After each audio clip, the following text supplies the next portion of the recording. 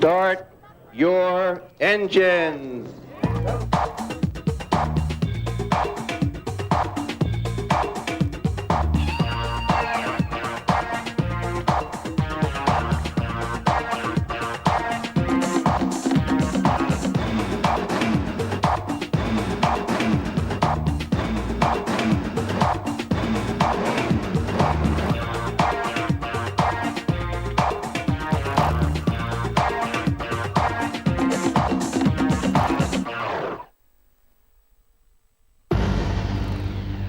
When Jim Clark first arrived at Indianapolis, the American smiled. The rear-engined Lotus Ford looked very neat, very British, but surely it wasn't big enough to do the job. Big enough and fast enough, it proved. In 1965, Jim Clark became the first winner at Indy to average over 150 miles an hour.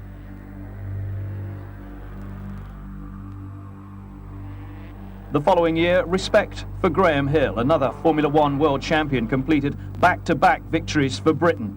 But for over a quarter of a century since, it's really been America's race.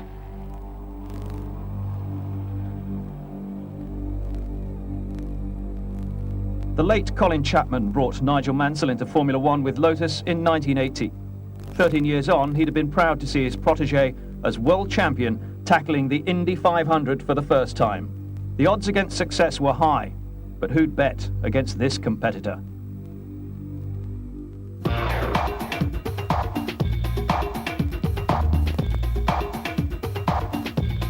Indianapolis is a driver's sternest test. 500 miles, 200 laps of the four-turn oval, physically grueling, mentally exhausting. But then, what's changed? In 1911, the first 500-miler was run round Indianapolis, double the previous longest race round the circuit. Only possible because 3 million bricks were laid to create a paved surface. Crashes were just part of the game.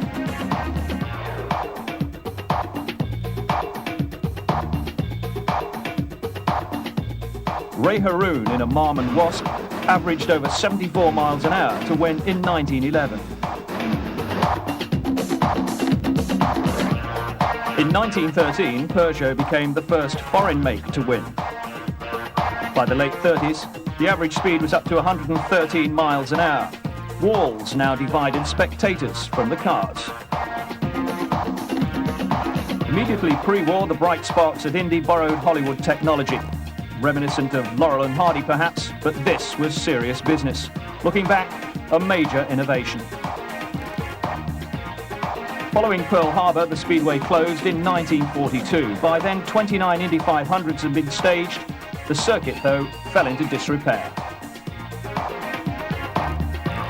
1946, a lick of paint, new grandstands, most of the bricks replaced by tarmac, and the crowds returned, jamming the roads of Indiana. This was a period of real change, a bright new era. Indianapolis became a tradition again, retaining its usual end-of-May date in the racing calendar. The 1946 race kicked off the new season. Preparation time minimal, George Robson winning at just below 115 miles an hour. Top speeds in 1952 were up to 139 miles an hour as the Frank Curtis designed roadsters built specifically for the Indy circuit proved ideally suited. Other novelties, the first turbo and the first diesel. George Sally's successful development of the Belond exhaust special was the major introduction in 1957. Sally determined that a low centre of gravity for the car would improve speed and handling. The engine was slung sideways. Sam Hanks drove to victory. The foreign challenge, dormant post-war, resumed in 1961. Jack Brabham, reigning Formula One world champion, appeared in a Cooper, paving the way for Clark and Hill. America, though, remembers 61 as the year a 26-year-old from Texas won for the first time. A.J. Foyt on the way to a second successive national championship.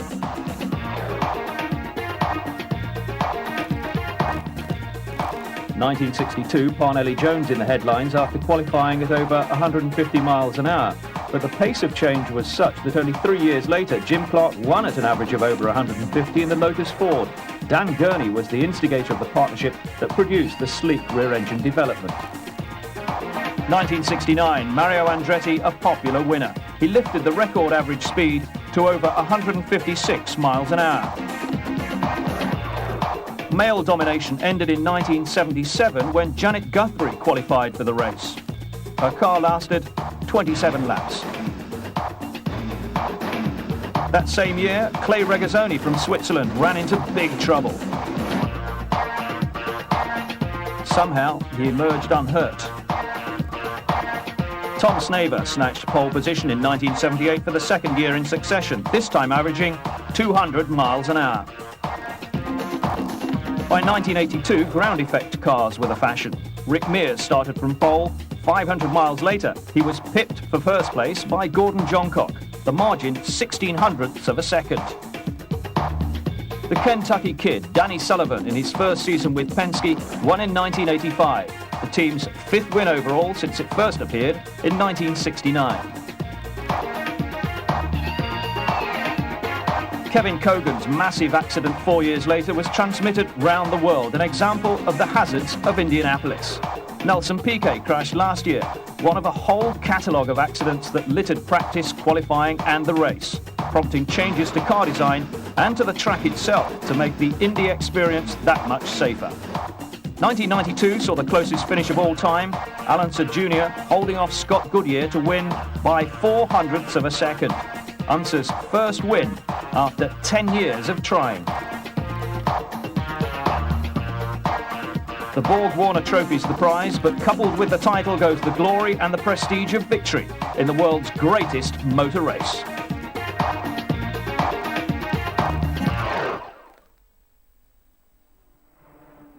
In 1992, Nigel Mansell achieved a lifelong ambition to win the World Formula One Drivers' Championship.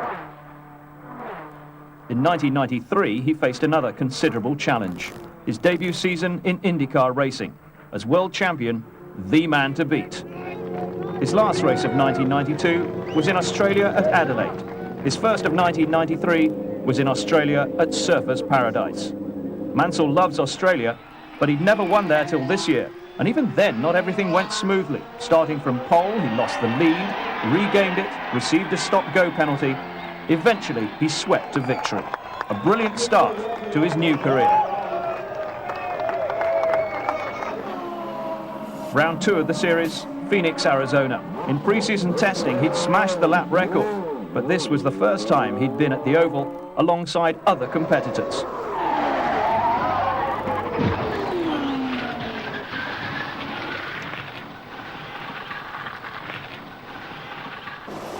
Unconscious, he was taken to hospital for urgent attention. There was no chance of him racing, but that was his intention when he first came round. A fortnight on, and the next port of call, Long Beach, California. Once part of the Formula One calendar, the circuit had changed since Nigel last ran there in 1983. Despite intense pain from his back, injured in the Phoenix crash, he claimed pole position yet again. And to finish third in the race represented a remarkable achievement. It was now obvious that his back needed something more than rest and recuperation. Top of the championship after 3 races, he couldn't afford to miss the Indy 500.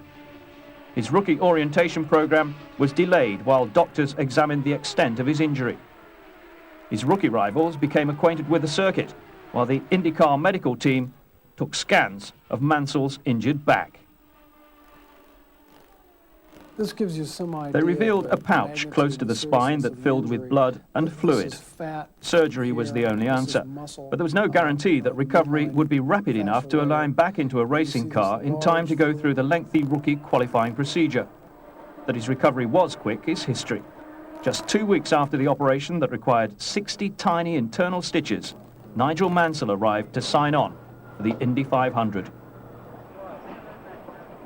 His first close-up glimpse of the circuit came courtesy of a sedate drive round the Oval, chauffeured by his teammate Mario Andretti. The rookie test had to be completed first. Gently Red 5 was towed from Gasoline Alley to Pit Road.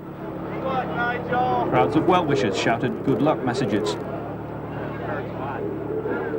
Man, you know it. Shortly after 11 in the morning, tension in the air.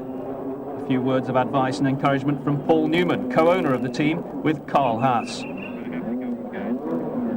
Haas has worked with so many of the world's top names: Jackie Stewart, Alan Jones, Peter Revson, Jackie Ickx, the Andrettis, of course, and now Mansell.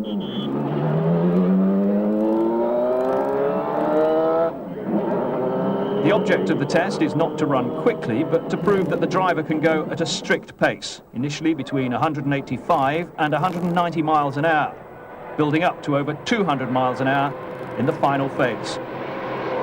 Roseanne Mansell sensing the tension.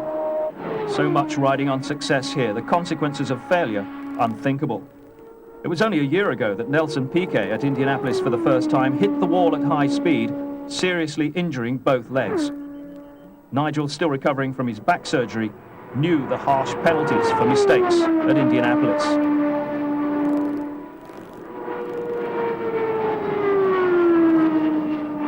The first 3 stages were completed without undue alarm. Mansell returned to the pits with just 1 phase to go.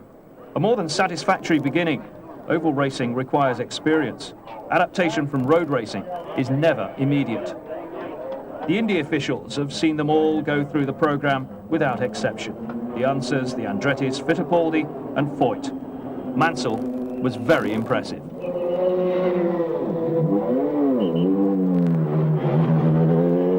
Phase 4, watched by various fellow competitors at each turn, all reporting on his every move. The Haas cigar, essential equipment in the circumstances. Nigel becoming more and more accustomed to the place as the test went on, trackside observers sensing growing confidence in the cockpit. The IBM tag-herd timing system transmitted his progress from track to pits. Antennae buried in the track surface at intervals all round receive coded signals from the onboard transmitter. Signals are then sent to the video data displays in pit road, so a driver's performance on any part of the circuit can be analysed. The Newman Haas crew, close to achieving the first aim. And as the tension gradually lifts, the 2 team owners start to relax at last. Back to the pits, and no doubt about the result of the rookies' examination. USAC confirmed that he was now officially allowed to compete in the race and could line up in the practice sessions. Virtually everyone agreed Mansell was expected to pass. Indeed, he should have passed, but he did it all so impressively. Remember that it was his first time at this famous circuit, that he was still suffering from an injured back after crashing the last time he'd driven on an oval. This was an auspicious beginning at Indy, the promise of great things to come. Coming down. All right, Doug?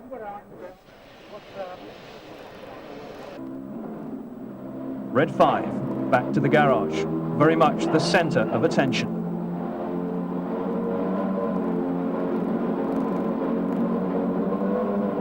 Roseanne, relieved and delighted it was all over. And she wasn't the only one. I'm pleased to tell you now that I've completed all phases of my rookie orientation. It's been a bit more sort of fraught than normally because I've had to do it with all the other cars going quick on the circuit, and as you've probably seen, there's been a lot of yellows thrown, so it's taken a lot longer than it normally does do. I'm very pleased though. At the end of the orientation I managed to turn in a lap of 2:18.5, which puts us in the top 12 places. We're going to do one more run today. Just change the setup just a little bit on the car and just get myself feeling a little bit more comfortable in turns 1 and 2. I'm losing most of my time in the first 2 turns. The third turn I'm as quick as anybody, or it appears that we're reasonably close. And turn 4 we can perhaps go a little bit quicker, but the first day here, I mean, it is a very, very impressive circuit to sort of go out down the straights at 2:35 to 2:40 and then try and make yourself turn into that corner flat out without lifting. At the moment there's no way. And I've seen the computer traces of one quick lap Mario did 2 days ago, and he went into turn 4 flat, but that was the only turn he did go into flat, and he did 2:23 that lap. And today poor Trace is the quickest at 2:24, so he's probably gone through 2 turns flat. At the moment, I mean, I'm not going through any turn flat, so but you know, I'm very happy. I think to be here just 14 days after the major operation I had, you know, I'm just pleased to have made it. One veteran USAC official declared his appreciation of the Mansell talent. He went right into each phase, one right after another, and sometimes because he had enough fuel on, he could go from one phase to another, and he walked through it about as fast as anybody that's ever done it. He's a great person, he's a great race driver, and he adapted to this track real great. Practice and qualifying for the Indy 500 is a long, drawn-out affair, not the normal 3 days. Here, it's 3 weeks. Nobody ever claims to have tamed Indianapolis, but Nigel's progress was exceptional. 94 laps in the day, 4th fastest overall. But still, the unwary, unwise, or just plain unlucky were caught out. Davy Jones, the Jaguar sports car driver, probably prefers Le Mans in the dark. Robbie Buell, Indy Lights champion, a rookie at the circuit, ended the day in hospital under observation with concussion. And the Canadian, Ross Bentley, appears on TV in Vancouver with safe driving hints. Well, here's one. Don't crash coming out of the first turn. Most of his speed was gone by that time. Another Formula One world champion at the Brickyard, Nelson Piquet, once a teammate of Nigel's, back for the first time since his big crash last year. He crashed again this year, but a testament to the car's strength and the excellent work of the medical team on Piquet a year ago. No injury this time. The fact that Piquet struggled at Indianapolis in comparison with Mansell is a fair indication of Nigel's rapid progress. Practice continued, the massive grandstands filling with race fans determined not to miss a moment of the action. The first qualifying session was still 2 days away. Out on the track, the teams were searching for the best qualifying setup. Mansell was soon out on the circuit, putting more miles in the experience bank.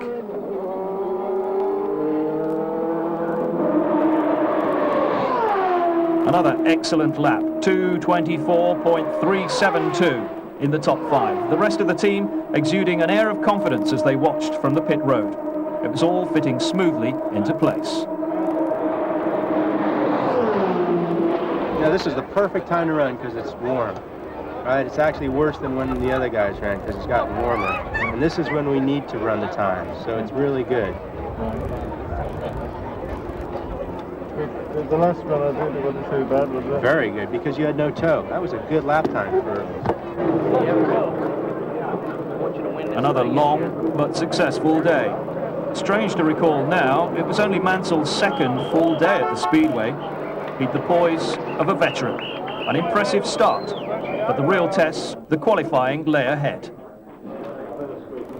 The mechanics' excellent preparation work on the car, an essential factor, gratefully acknowledged by Nigel. A good rapport being established here within the team.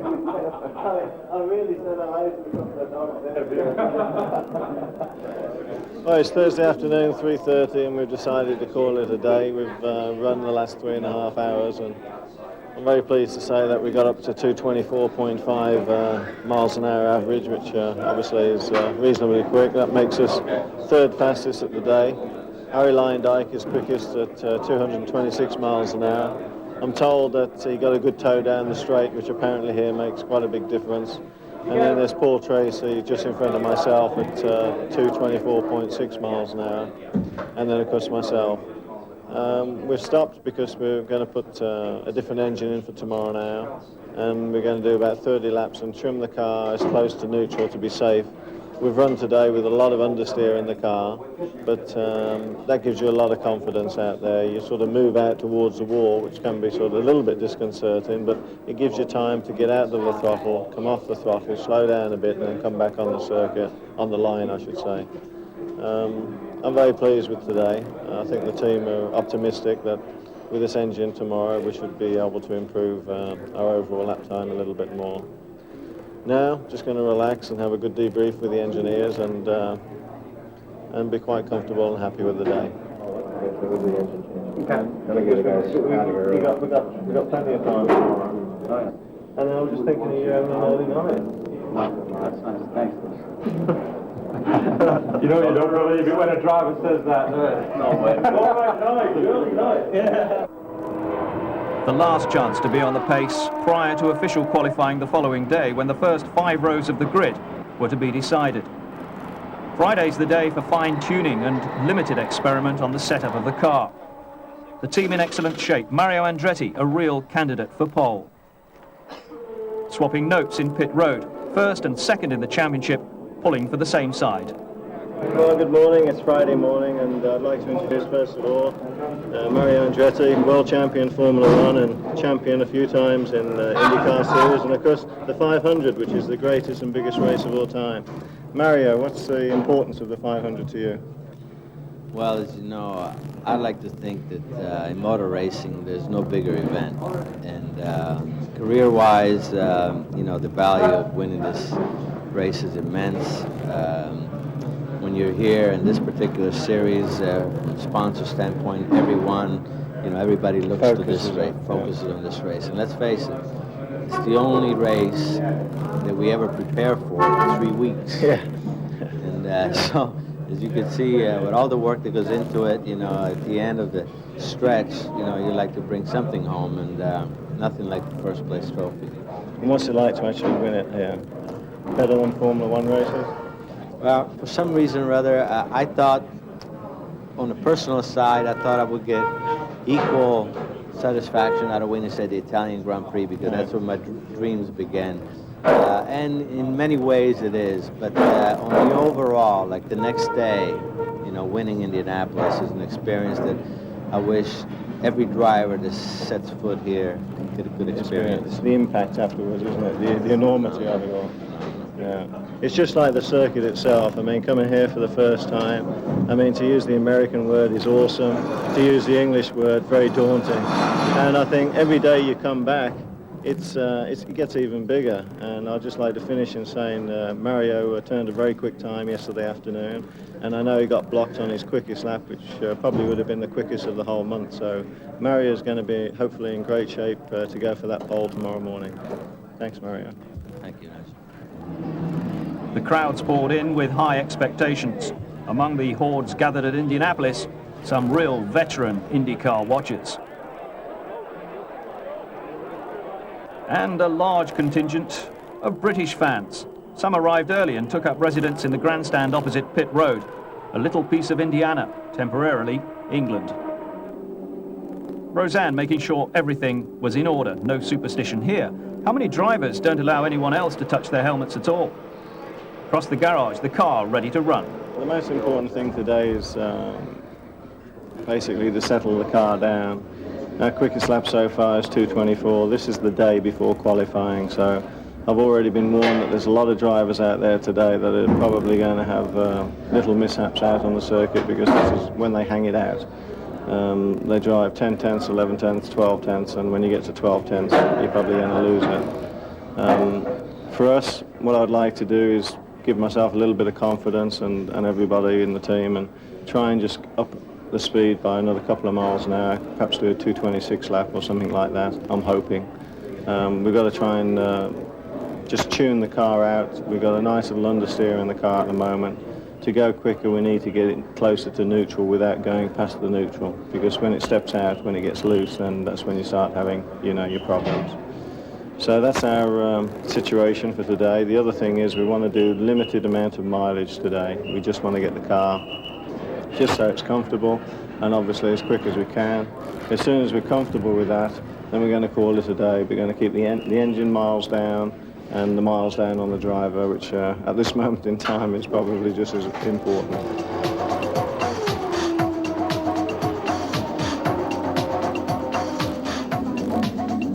Developing a smooth routine and a complete understanding between team and driver, it's all conducive to a good performance.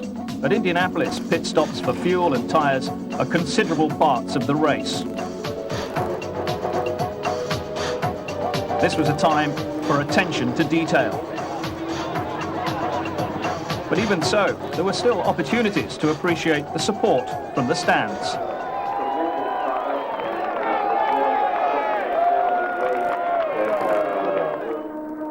Early pranks. Belgium's Didier Tays amazingly escaped with nothing more than a bruised thigh from this one.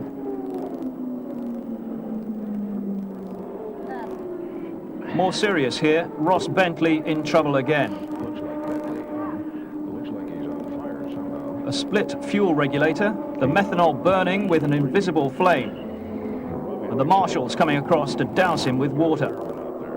Bentley was kept in hospital with bad burns on his face, neck and hands, but he was back the next week for another crack at qualifying. Just rubbing himself all over. The A-team in confident mood. 1 o'clock on Friday now, and I mean, when you think qualifying doesn't start till tomorrow, I mean, I've never seen so many drivers so tense, and a lot of drivers are out there really on the limit and over the limit already, and you can see the photographers here and people in the background. I mean, it's a different kind of experience. But Nigel was obviously enjoying it. Progress was again encouraging. He reeled off a fastest lap of almost 225 miles an hour, second fastest of the day, third fastest of the week. Not a bad start for the English rookie playing the American game, and playing so far with style and panache. Interest in the big race was already at an all-time high, the result of the world champion's involvement. Off the track, the talk was all about his chances. Practice had underlined that this was a professional at work, never to be underrated. He wasn't here just to make up the numbers. As predicted, the car and the driver ran sparingly. The next day provided another challenge.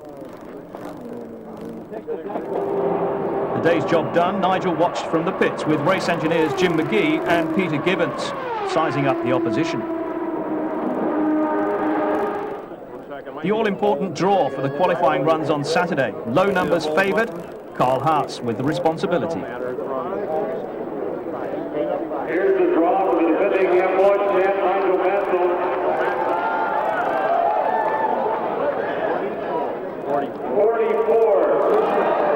44. 30 places higher would have given him a real chance. Part of the Indy tradition on pole day, an early start for the Gordon Pipe Band. Drawn 44, Nigel had a chance to sample the carnival atmosphere before the work began. Well, good morning to you. This is the day of reckoning. Here we are, Saturday, Indianapolis. It's coming up to about 20 to 8 in the morning. Mario, my teammate's out at 8 o'clock. He's in the first session, mainly because in front of me here we have 57 entries for today's qualifying for obviously 33 places. Now, the amazing thing is unlike all the qualifying I've certainly been used to, you draw your starting position out of a hat. It goes without saying that the draw is very, very important, and unfortunately for me, it's very historical that the early draws get the quickest track. The reason for that is it's cooler, there's not so much wind, and anyway, for my teammate, it's been a fantastic draw because he's drawn 2. Now, where do you think I've drawn?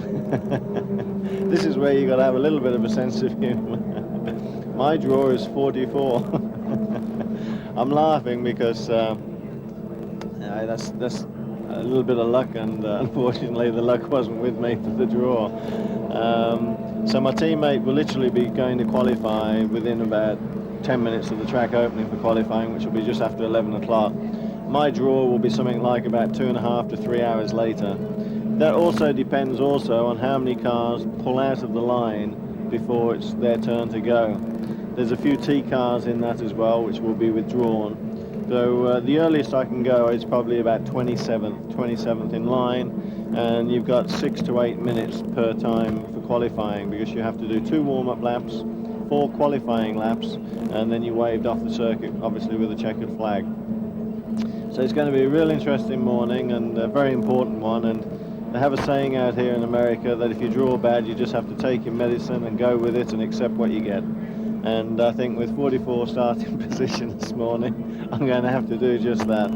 But the great thing for the team, I've got to say that Mario is going quick anyway, and with draw 2, he's going to have the best chance of getting the pole position at Indianapolis, and I hope he does it. Nigel looking relaxed as he arrived on pit road. There was no use worrying about the draw. 44 meant going out in the heat of the day. Cars qualifying earlier had better chances in cooler temperatures. But Robbie Gordon Driving for A.J. Foyt didn't make the most of his opportunity after being drawn 5. The crash prompted the great Indy veteran to consider his future. A.J. decided to manage rather than drive, an abrupt end to a 40-year career. 4 times an Indy winner, 7 times the champion. He circled the track for one last time. A.J., the fans have already said, we salute you. You shocked us all this morning. Well, thank you. It's a hard decision, but it comes a time. I don't know. I think, like I said, it comes a time. I love all y'all a lot. You've been great fans. I love you, and I'll still be back, and we'll still be up in the winner's circle. Thank you very much.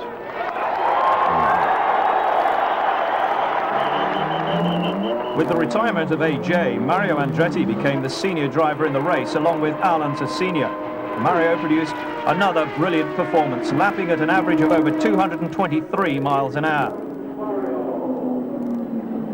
His crew thought it might be good enough to earn him his 4th pole at Indianapolis. Determined to prove it's a young man's sport, the 24-year-old from Toronto, Paul Tracy for Penske Racing. But the pace wasn't there, over 3 miles an hour slower on average than Andretti.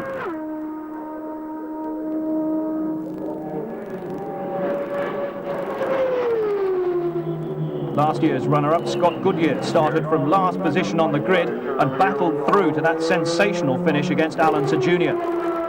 He clocked over 222 miles an hour, not threatening Mario's pole position. The defending Indy 500 champion, Al Unser Jr., a superb competitor from a family like the Andrettis, synonymous with Indianapolis. But 221.773 was not enough. Brazilian Raul Boesel, a former world sports car champion. Out on the track, 222.379, only half a second slower than Andretti, second quickest. Dutchman Arie Luyendyk, 10 years in IndyCars, the highlight is win here in 1990. And it all came right, 223.967, pole position taken late in the day. The second Penske, Emerson Fittipaldi, 220.150, not good enough for the front row.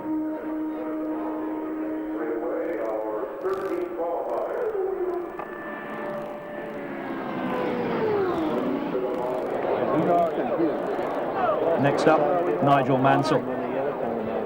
Even after the long wait, the crew were optimistic that the front row was within range, despite conditions being less than perfect. One attempt had to be aborted, so the next had to be right. That Luyendyk had done so well so late on was a favourable indicator. But to achieve over 223 miles an hour was highly unlikely in the circumstances. This, though, was the man to give it a go. The familiar commentator's cry, he's on it. And the first lap was a beauty. Nigel hurtling red 5 around the 2.5 miles in 40.575 seconds. A brilliant lap that brought the crowd to its feet and raised an eyebrow or two in pit road. Suddenly the impossible seemed likely.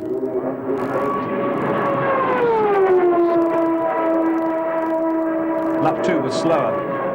Not by much, but enough to require a supreme effort on the last 2 to clinch a place on the front row alongside Luyendyk and Andretti.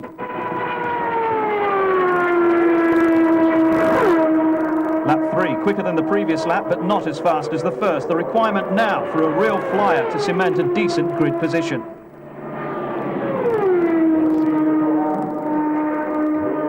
Lap 4, the second quickest of the quartet, 40.89 seconds. The vital average speed translated as 220.855 miles an hour. A third row position secure.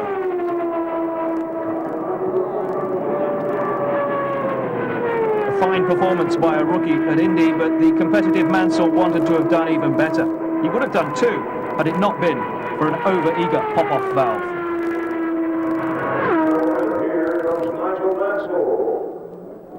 Row 3 then, the one to watch, with 3 foreigners, including 2 Formula 1 world champions in Mansell and Fittipaldi, plus the Canadian Paul Tracy. The tactics for Nigel: stay out of trouble for 400 miles, and then go for it. The third row slot satisfied the team. Now, completing 500 miles became prime target. 2 further weeks of practice remained to ensure that the team and the car were in top shape for the race. Out of the car for the qualifiers photo call. Such pictures are taken of all 33 drivers in the race, but perhaps on this occasion, more of one man than usual. And winning pole position had its rewards. Here's a little something to tide Harry over for the rest of the month. Stars side by side. Paul Newman's always been a race fan and a driver too. On the track, rivalry intense. Off it, respect mutual. It was definitely not a joyride because the car was sliding quite a bit, particularly through turn 3 and 4. But you know, it requires finesse to go fast here, and when you know the car is sliding a bit, you can hang on for 4 laps. This pole position means a lot to me in my career, and it means a lot in the United States. You know, it's not just another pole position; it's pole position at Indy. And Emerson Fittipaldi, former winner, loves Indianapolis. I think it's a fantastic feeling. I mean, there's no other type of motor race that can give the same type of feeling. Approaching at 240 miles per hour, turn 1, and when the car is good, you are able to take flat. I mean, that's a magic feeling. I mean, there's nothing else in the world like that. Very pleased. Obviously qualified the first day. We had quite a few problems to overcome, but we were there, and I think we achieved what we set out to do. Disappointed in being position 8, a little bit, yes, because in the heat of the day, and when we aborted one run, we did a 2:22.9, and that was very, very quick indeed for that time of the day. 2 things then that sort of caught us out, and it was a great shame. We had a set of tyres which the stagger didn't come out on the outside as we had predicted, so the car understeered in the time trial, and in hindsight we should have used the same set of tyres than what we did at lunchtime. And then of course the one thing which is very, very important, especially on a super speedway, is the pop-off valve. And if the pop-off valve decides to pop when you're on your run, it takes a lot of power away, and you have to turn the valve down, and then when you turn it down, it probably has to go down too far, and then you have to turn it back up before it sort of pops again to get the maximum power out of the engine. And unfortunately I had both those problems. High speed overhead 2 at Indy. Clear skies, temperatures up, and places on the grid still at stake. Lyondike, Andretti and Mansell held the front row, but 7 of the 33 places were still to be filled.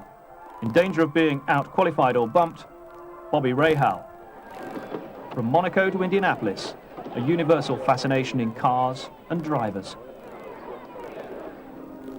Eddie Cheever led for 9 laps last year, but he struggled to gain a place in this year's race. Losing the engine cover didn't help. He was consistently 3 miles an hour off the pace until he swapped cars for a late assault.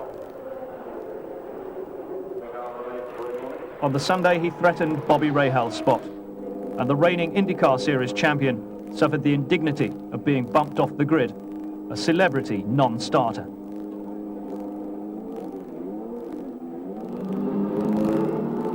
A survey of drivers at the circuit concluded that 92% of them believe that mental endurance and the ability to concentrate for 500 miles solid separates winners from losers at Indianapolis.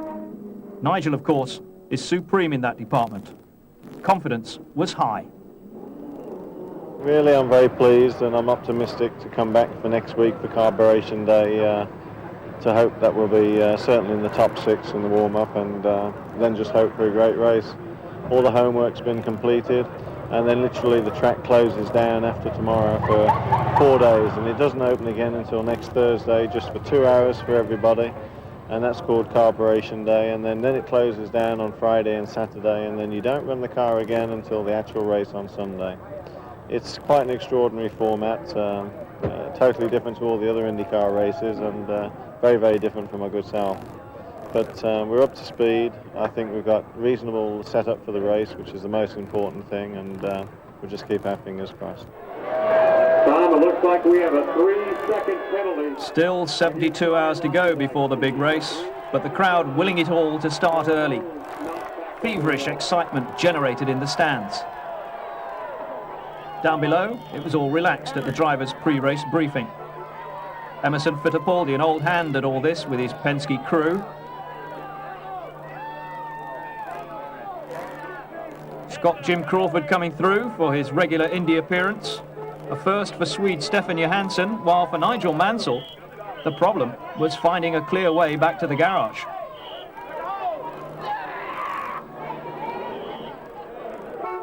Carburation day, the last chance to set up for the starting grid, frequently the day when niggling problems develop. Since qualifying, Mansell's car had been transformed. Qualifying called for just 4 quick laps. Now both car and driver had to be ready for 200 laps in race trim. Changes to steering, different suspension and aerodynamics, and of course, more weight with a tank full of fuel. This was the last chance to check over the settings for 11 o'clock Sunday morning. But once Nigel was out on the track, problems cropped up.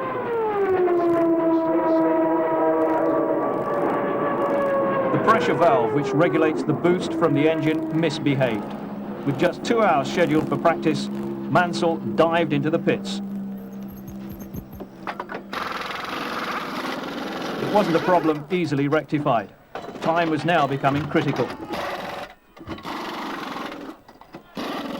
After a while stationary on pit road, it was back to the garage for a detailed inspection. A frustrating delay after all the earlier preparations had gone so well. We've had a hiccup this morning where we've got a regulator problem with the boost, controlling obviously the power of the engine, and we're beavering away like crazy, changing quite a few things to try and get out on full tanks to get a run. The incredible thing is that after the next 15 or 20 minutes, and I haven't run on full tanks yet, there's no more practice, not even a warm-up lap until the actual race. So quite a few people are under pressure at the moment, least of all myself, and I'll be jumping in the car hopefully in the next 2 or 3 minutes to get those just few laps on full tanks to see what it's like. Back out, problem cured. With time running out, Nigel produced an excellent lap on full tanks that was a real confidence boost. 2:22.5 miles an hour, second fastest of the day. Meanwhile, no light relief this. The pit stop competition could earn the crews up to $30,000 from the sponsors in prize money. Alan Sir Jr. on the far side against Nigel's teammate Mario Andretti. Little Al's team won by a short head. But Mario would have settled for losing that one in exchange for a faultless display in the race.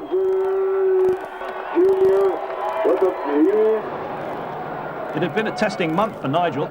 The rookie program under the scrutiny of the Indy veterans, and back home in Clearwater, possibly an even more nerve-wracking occasion. It was a week ago that I had to take my driving test in Florida as well, so I had my rookie test and driver's test all in the same week, and you know, I'd never been so nervous, but you can just imagine if you failed one or the other, couldn't you? The press headlines.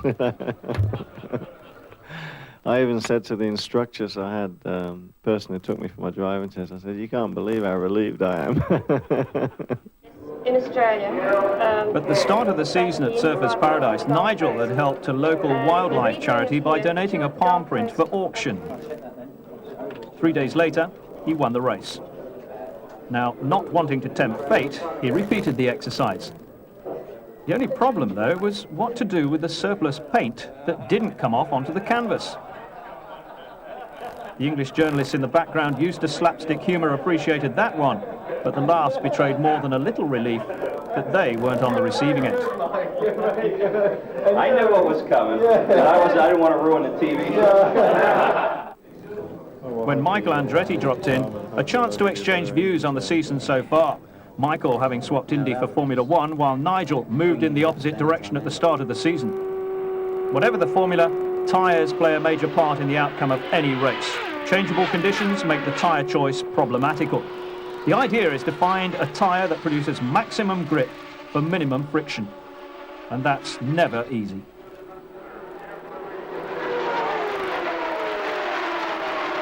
Although all these tyres are supposed to be made to the same parameters and dimensions, you know, as we know, the world's not perfect. The tyres don't come out exactly the same.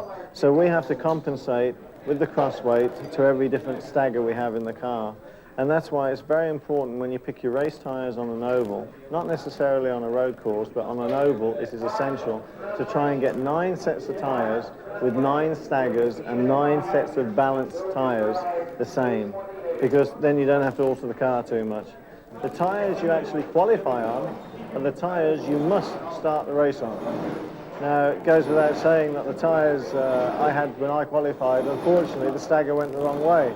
And all my other 9 sets of tyres are totally different. So we are actually putting more front wing in the car. We're actually putting 1.5 turns of front wing in the car for my first set of tyres. When I make my first pit stop, the team and the crew will actually adjust the front wing back to where we had it today for the other sets of tyres. One of the most important things is trimming the car. This is a rear wicker. Just look how quickly you can change this. You put it in there like that, and you flap this round, and away you go. Equally, you can see when the car comes to a stop, there's a man that can push it out, pull it out, and obviously put another one in, smaller or larger. And you can either increase downforce or take downforce away from the rear.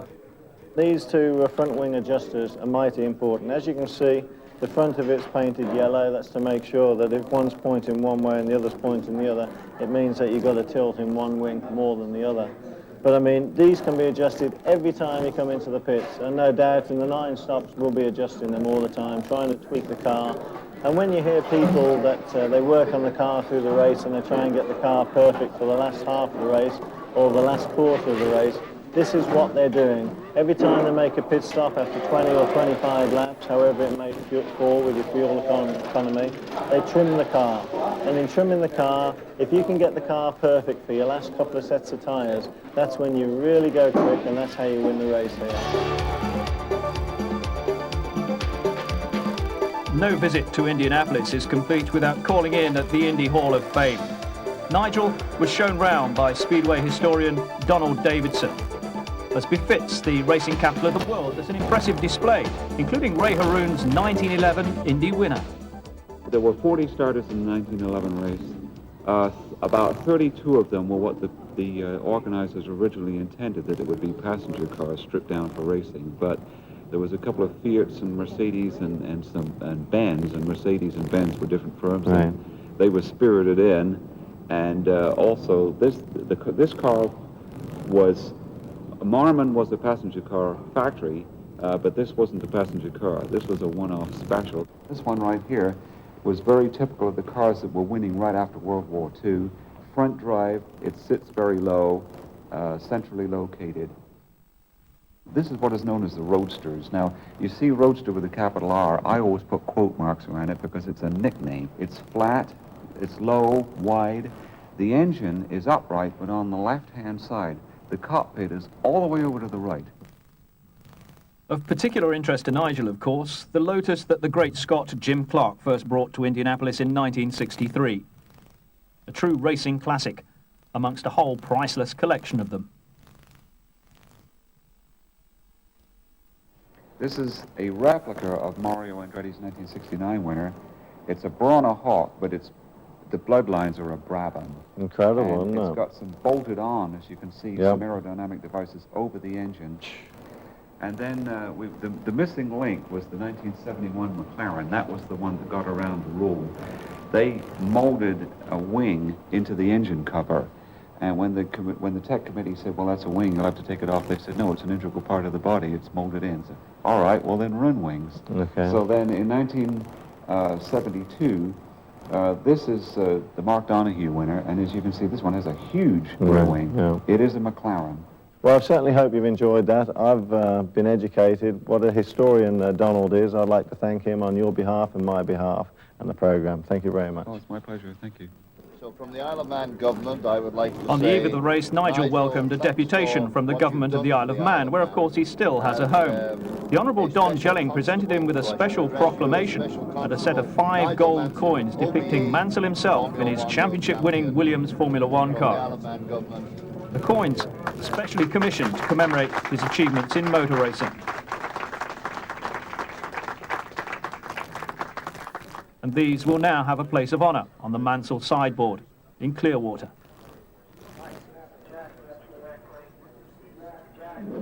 Paul Newman's a true motor racing enthusiast. His delight at securing the services of Nigel Mansell for the Newman Haas team was evident throughout qualifying at Indianapolis.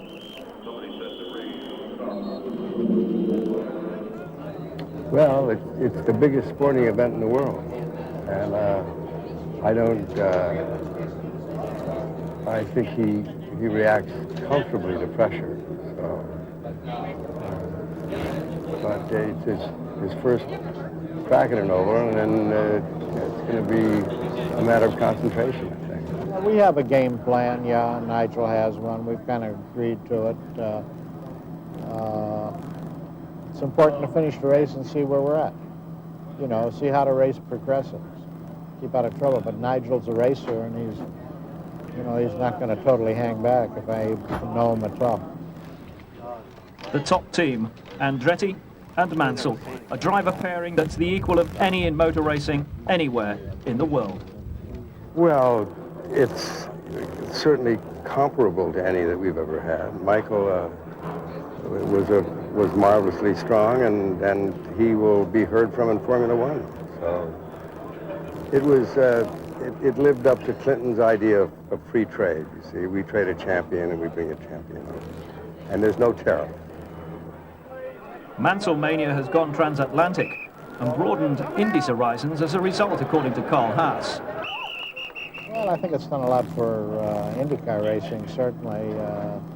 With Nigel's show as this in the UK and all the rest of the press and worldwide interest, it's given IndyCar racing a dimension beyond just North America. And here's the trophy they're all after. Indianapolis moves into top gear. And some came 500 miles and more. The real fan in all shapes and sizes.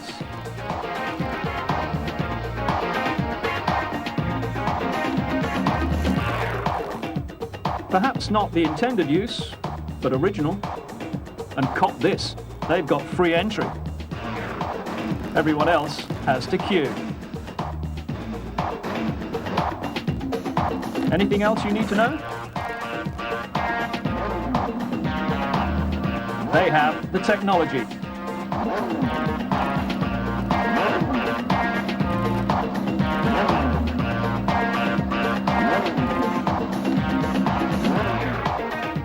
Here's the muscle.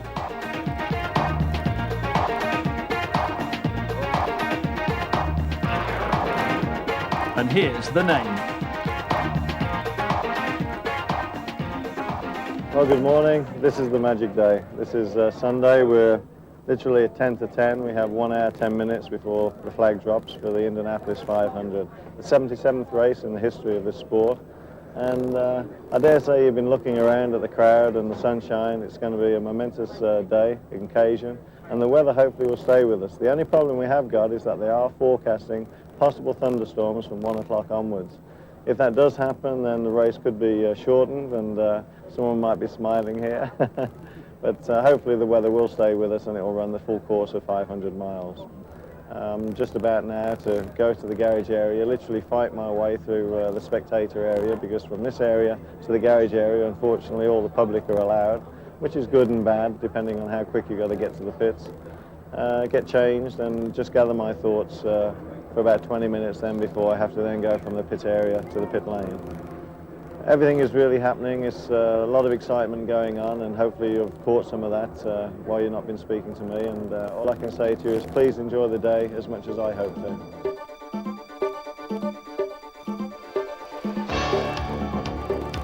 On the big day, Arie Luyendyk's first ever pole position. Mario at 53 as competitive as ever. A rare front row position for Raoul Mansell.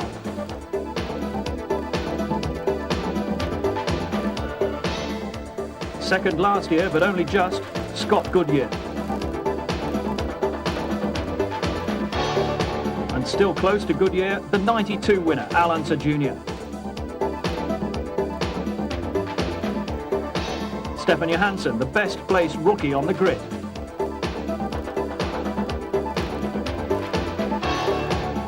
Paul Tracy, only 24 years old, from Toronto. Nigel's start will be crucial from row 3. Emerson, the wily old fox alongside Nigel.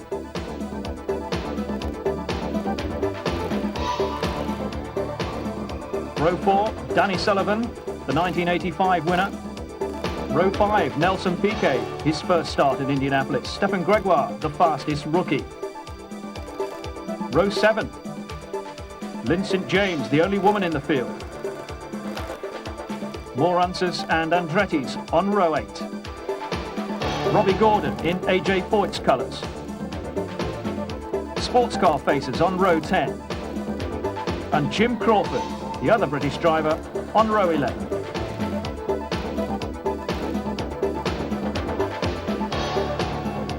As start time approached, not a seat to be had anywhere in the vast bowl. Every vantage point taken, 500,000 people ready for America's greatest sporting spectacle. A time for quiet concentration for the drivers? Not likely. Here he is, the F1 champ, making his way to the seat. Nigel Mansell, a quick word for the fans. Good morning to everybody. It's just great being here. Well, we found a speaker there, Nigel. A lot of expectations and people around the world with their eye on you today. Well, yes, but I'm just going to keep focused and just concentrate on what we're doing. Give him a hand, there he is, Nigel Mansell. We're just going up for it. The big crowd rooting for the rookie. Down on the grid, the Carl Haas ritual. The laying on of hands. Every part of the car has to be touched. It's a superstition carried out before every race. Oh, the cigar's never lit, by the way. Fittipaldi and Mansell, friends and rivals. A tense time this, but Nigel appeared unaffected, even though after all his years at the top, he'd never raced in front of a bigger crowd.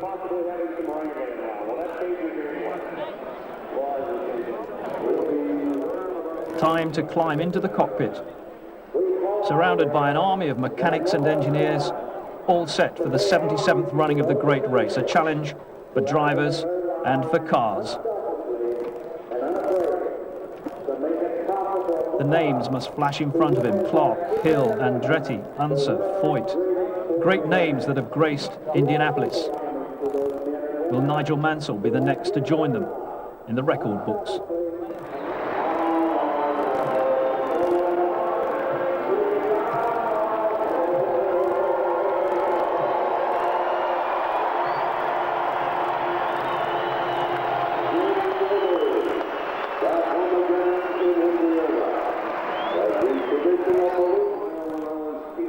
Down on pit road, everything that could have been done is completed. Carl Haas, the great motivator, G's up his team. Just moments away from the time-honoured instruction, though with a slight difference this year. Ladies and gentlemen, start your engine.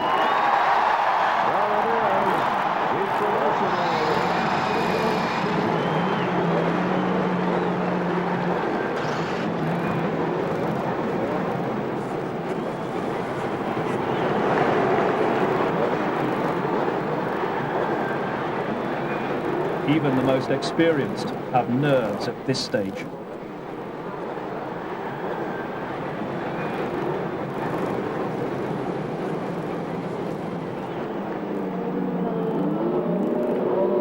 moving off behind the pace cars.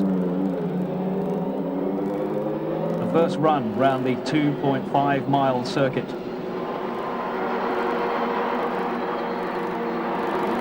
When the green flags fly, the race is on, and 33 cars will surge for the first corner. For one of the 33, glory awaits. 200 laps ahead, 500 miles. Each driver now on his own, his pulse rate multiplying by the second. And the Indianapolis 500 with a swirl of green is underway for the 77th time. As Raoul Boisel sweeps to the outside around Arie Luyendyk and picks up the lead. Aerial bombs fire overhead, announcing the start of the race. Carefully, the rest of the field picks their way through the second corner and onto the long backstretch. Nigel played himself in through the early exchanges, lying 10th behind the two Penske Chevrolets of Fittipaldi and Tracy. Indy's a long race, over twice as long as any Formula One Grand Prix. To complete the course, expect around 3 hours in the cockpit. Good weather, initially hot, down on the track surface over 110 degrees Fahrenheit. Nigel Mansell against Paul Tracy. Exciting talent in opposition on the speedway. We keep an eye on this battle now as you're watching the reigning world champion, Nigel Mansell, as he moves underneath Paul Tracy, and he comes forward in the field. Mansell now moving up into 9th place. This battle at the tail end of the top 10. Raoul Boisel continues to lead.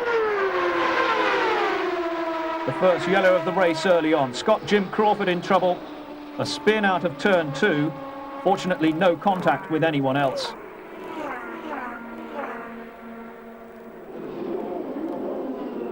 Nigel's first pit stop under yellow. The Newman Haas pit crew under pressure for the first time. Fuel and tyres and adjustments to the rear wing.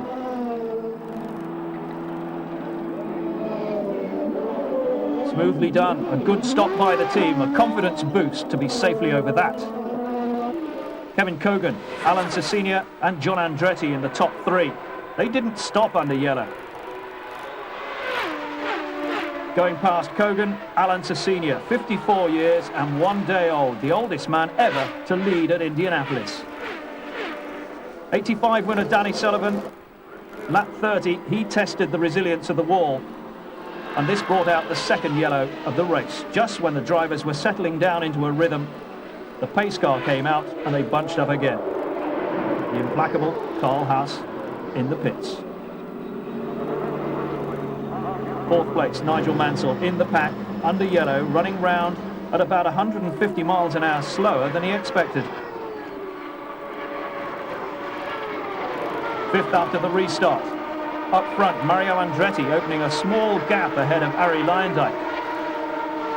Nigel's race going according to plan. Avoid contact, keep up the pace, drive for a finish. Into 4th place ahead of Teo Fabi. Traffic, though, starting to play a part.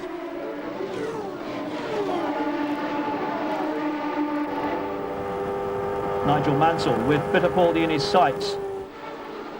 Luyendyk went past Andretti for first.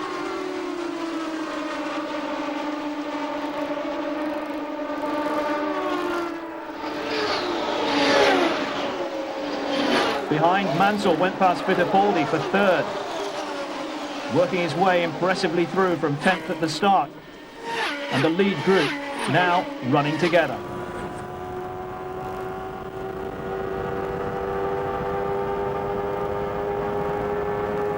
And here is Nigel Mansell running a strong third as we go 50 laps into this race. 1/4 distance.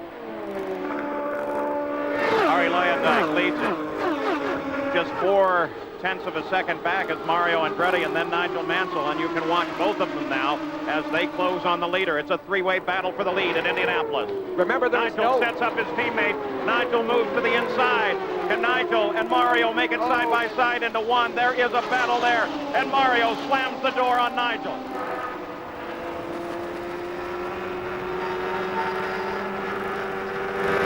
There goes Nigel. He moves to the inside as they come across the line. And can he hold the line down to the inside? He does. and Nigel Mansell takes over second place from his teammate. We can tell each lap, each turn, he's getting more confident. He just looks better going through the turns. He's more in a good racing line now than we've seen. Into a crowded, congested pit lane, the first stops under green. Even the most familiar with Indy make mistakes. Emerson Fittipaldi arrives at the wrong box and loses precious seconds. And at the front of the field, it's now Arie Luyendyk, but perhaps not for long as Nigel Mansell sweeps around, and Nigel Mansell, the rookie, he's the reigning world champion, is in the lead, Bobby. Paul, you have to notice that was a pass on the outside. Nobody has told Nigel Mansell that you can't pass out there, especially when the racetrack is slippery. That was a fantastic pass. Bobby, Nigel Mansell is capable of doing a lot of passes that some others may not. Bobby, when I talked to him earlier this year at his home in Clearwater, I asked him what made him better than the others, and he gave me a couple of evasive answers, and then he said, well, I go into the turns faster than they do, and that was evidence of it right there. Immediately after taking the lead, Nigel called into the pits for his second stop of the race.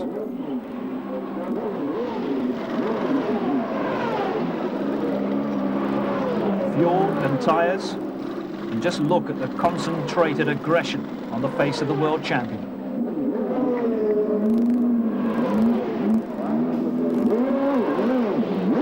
Another good stop. The leaderboard was changing rapidly. Pit stops playing the main part in the confusion.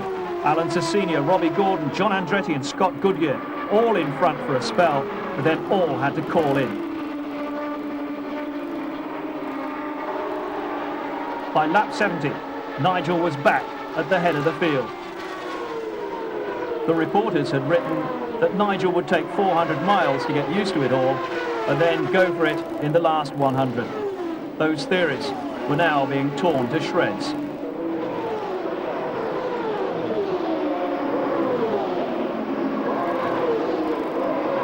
The third pit stop for Nigel Mansell came under yellow for debris on the track. And this was the first slip in an otherwise well-drilled procedure. Confusing messages, and Red 5 overshoots the pit box. The crew quick to roll the car back. The importance of time accumulated on pit road would only become apparent at the end of the race. Nigel Mansell back out to resume 7th. Up front, Mario leading the Unsers, with Luyendyk in 3rd place. The battle for 6th, Tracy and Scott Brayton at turn 3, and Paul Tracy coming off worst.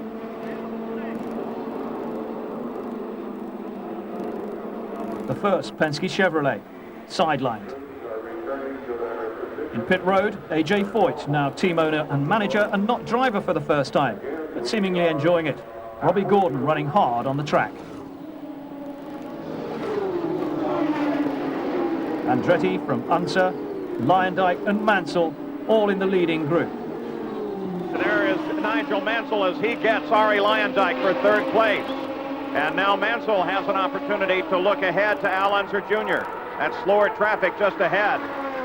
And Nigel takes care of it with no problem whatsoever. Well, you know, seeing him carve up the field like this, you'd think he's kind of a hot-headed guy, but he really isn't. He's extremely deliberate personally. He puts his gloves in one place, his equipment bag in another place in the truck.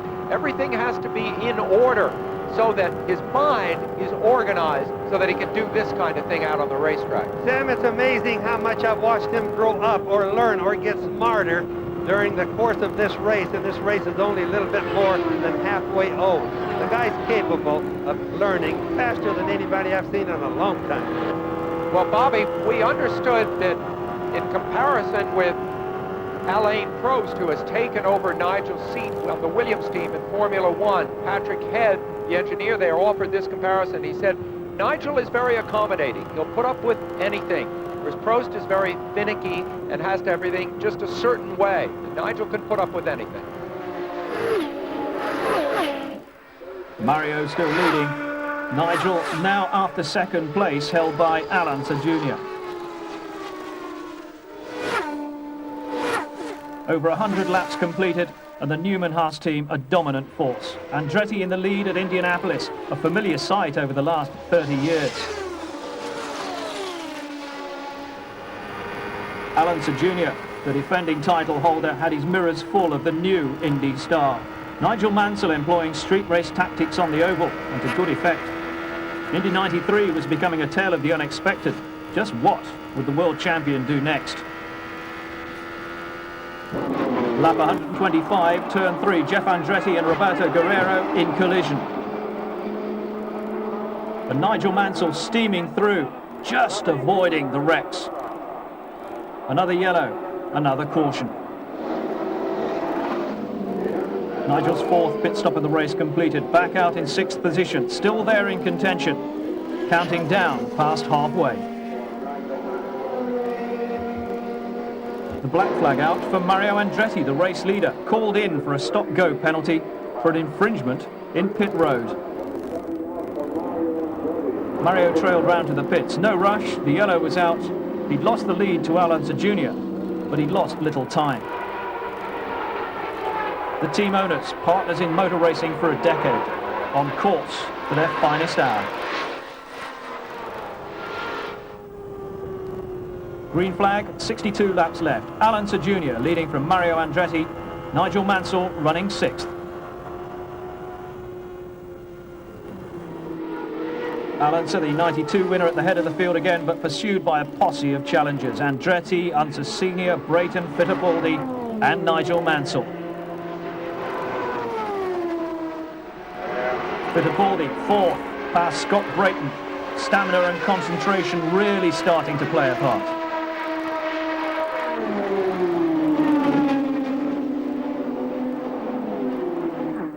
Mario Andretti after first place again. He won his first race for almost 5 years at Phoenix earlier in the season. His sole Indy 500 win was back in 1969.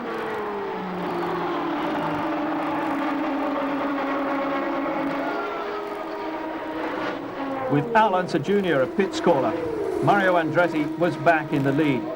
Unser's car was proving thirsty. He'd need an extra stop before the finish. So Andretti leading, and also up with the leading group, Nigel Mansell, and nobody on the lead lap could be discounted. Another caution when Robbie Gordon in the AJ Foyt car was towed in with a broken gearbox on lap 168. Nigel's final stop. Filling the tank to near 40-gallon capacity. They didn't want to have a stop for a splash and dash late on. This was the pit crew's last appearance in the final act.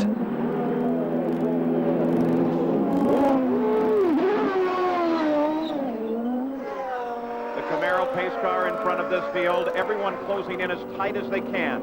Here will be the order. Andretti, Fittipaldi, Mansell, Brayton, Lyondike, John Andretti, and Scott Goodyear as the green flag waves already. Nigel Mansell sees it just ahead and threads his way through the middle of this field. Less than 25 laps to the finish. Suddenly the race order, Mansell, Fittipaldi, Lyondike, the 1, 2, 3. Against the odds, the rookie at Indianapolis leading the way. A glorious charge at the end of a month when the odds seem to have been stacked right against him. A Brit in charge at the Brickyard. The equivalent of the Lions winning in Wellington or England clinching the Ashes in Sydney.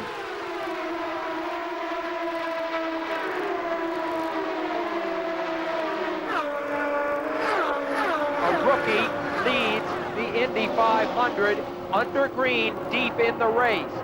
And he passed everybody on the outside, the inside. He didn't care where he caught him. He went by what made it look like easy.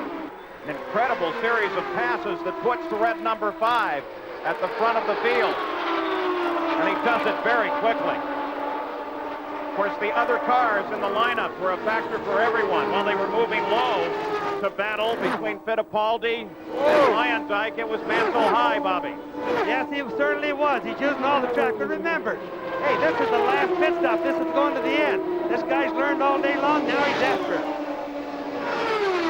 Remember that no defending world champion has ever won Indy. An amazing stat, and right now, Nigel Mansell is in a position to become the first. For the most part, he's running in clean air, too, Sam. That's going to be a big advantage right now for him. 23 laps away from that possibility of winning as the defending Formula One champion. Mansell. Both the Newman-Haas cars running very strong throughout the whole race. One of the two Penske cars out, the other one, Fittipaldi, doing battle. A clear-cut battle between a very experienced driver here, Fittipaldi, and a former winner, and a rookie of enormous talent. Carl Haas, calm. No, there's the nervous tension. And a new experience, usually he causes the excitement. The lady has her say. Lynn St. James, 24 laps from home, retires with transmission failure. Another yellow, and the field bunches up yet again.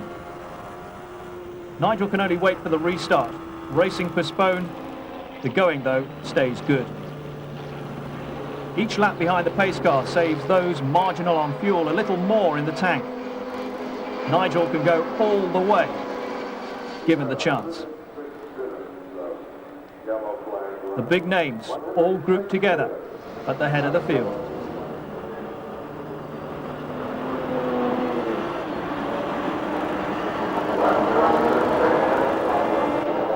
And here they come, the green flag flies. And Fittipaldi trying to catch position on Mansell. Is this inexperience for Mansell, giving it over to Fittipaldi? And look at Lyondike as he moves to second place. First to third in an instant. Here begins the fight back, but time was running out. The irony, Nigel had given Arie Luyendyk the original idea with his adventurous manoeuvres earlier. Less than 5 seconds between the top three, but the problem for Nigel, spotting the way past.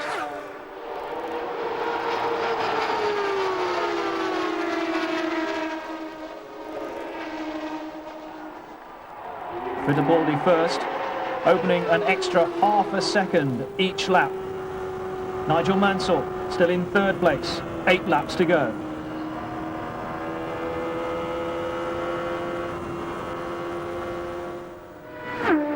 Into turn 2, and Mansell wide up towards the wall, a near brush with disaster. The car okay, but the yellow out again as a result.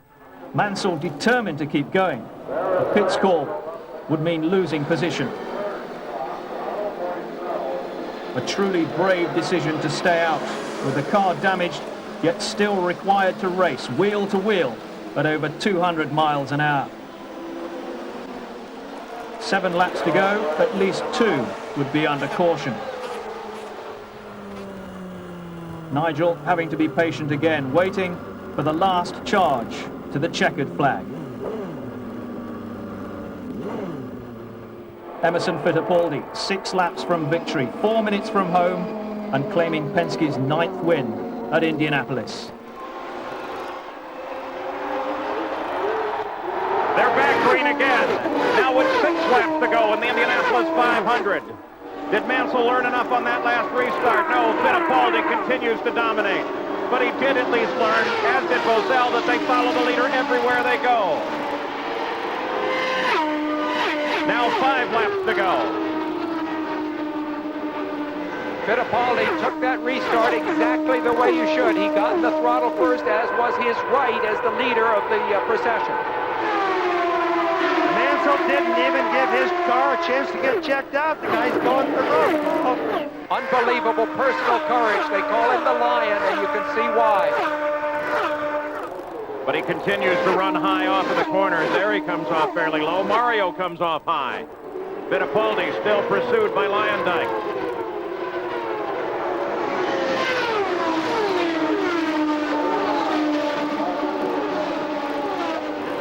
Just 10 miles left in the Indianapolis 500.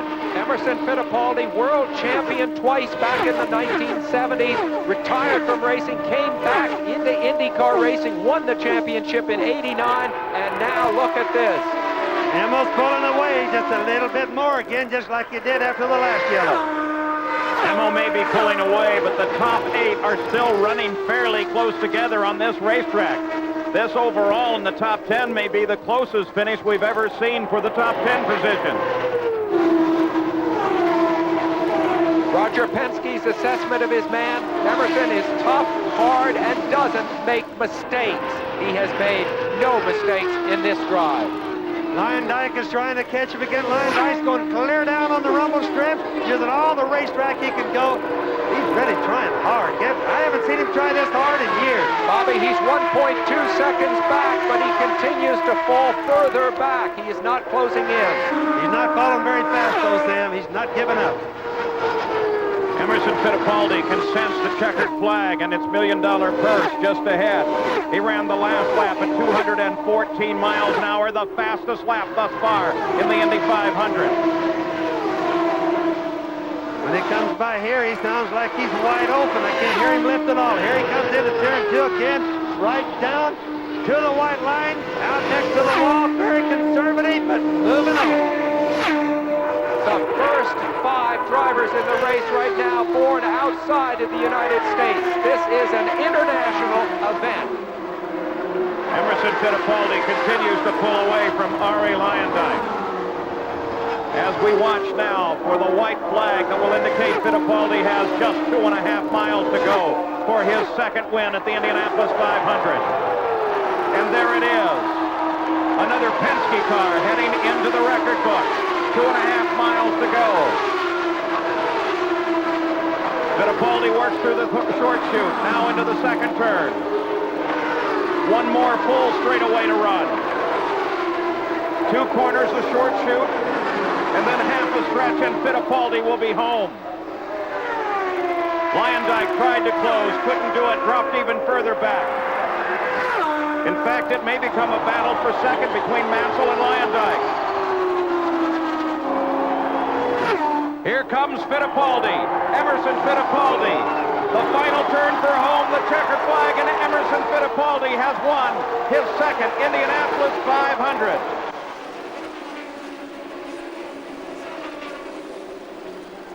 Mrs. Teresa Fittipaldi enjoying the champagne moment. Nigel Mansell's crew in pit road. What emotion. Victory so close for so long. Hopes dashed in the final moments. Emerson's trophy for the second time in 5 years. And the Penske team's record 9th win at the Brickyard. Nigel comes back to his team. Commiserations and congratulations. At this stage, no consolation that he played a major part in a great race.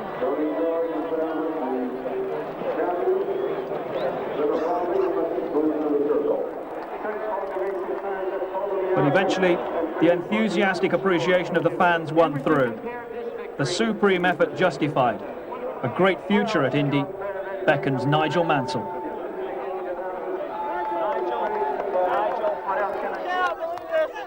So Emerson Fittipaldi's second win in the Indy 500, 10 years after it was thought his career at the top was all over. He'd won $1 million at the age of 46. Emerson, congratulations. Oh, thank you very much. I'm so pleased. I mean, that's fantastic. The team did an incredible job, and we had a great recovery the whole month of May, and we did it. We did it. You waited and waited and waited, and then made your move when it was most important. Well, I think was the last 2 yellows. We had great. Let's talk about the restart with Nigel Mansell in the lead. Tell us about the move. Well, I think it was a good move. You know, Nigel did a really good start too before last, but we were able to catch in again, and you know, the car runs perfect. What else can I say? I'm so pleased. For another European, the lean spell over. Arie Luyendyk, the Dutchman who finished first in 1990 and second in 1991, followed Emerson Fittipaldi home. And the top rookie after a truly impressive oval debut, the world champion shrugging off the effects of his Phoenix crash and putting on a superb show.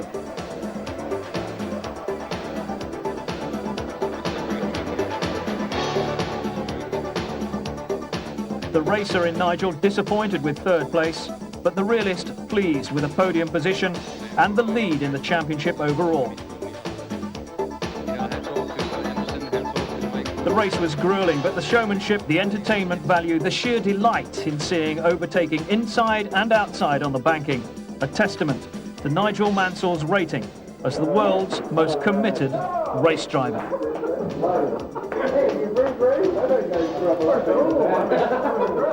Oh, what can you say? The team did a fantastic job. The engine worked perfect. The car worked real good. The only person who messed up was me. Oh dear, did you see me go past the pit and wave to him? Oh dear, and I mean, what can I say? It's my first time here, first time on the oval, first race on an oval. And I mean, I thought I did the restart good, and I lost the race on the restart.